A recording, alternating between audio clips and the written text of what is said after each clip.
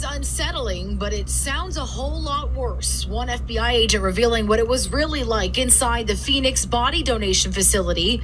In 2014, he saw everything from buckets of heads, arms, and legs to coolers filled with severed penises when the FBI raided the building. Confused and angry. We thought this was going to be doing some good.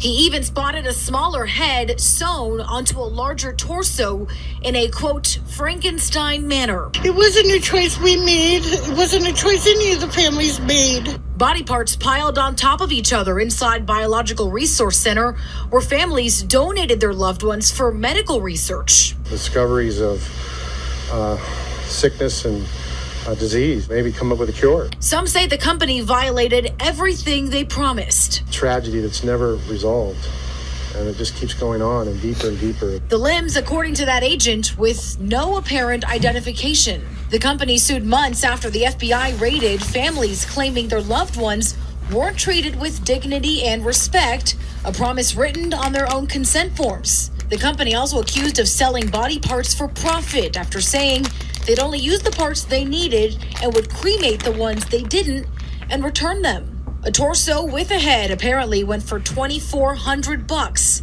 a leg about $1,100. They'd even sell knees and feet alone for under $500. Why were you stockpiling hundreds of human body parts here, sir? That's Art Rathburn. And remember his business 13 months ago? For 2 days, federal investigators dressed in hazmat suits removed body parts of 1,000 different people. Arms, legs, heads cut up and kept on ice, not embalmed, so they would be fresh for the black market. Today, the rundown warehouse on Detroit's east side is shuttered and up for sale. Sources say Rathburn's seized records led them to the Chicago area today, a business called Biological Resource Center in Rosemont. It's difficult to see from the outside, but sources say the hazmat suits and raid are underway on the 6th floor of this office building.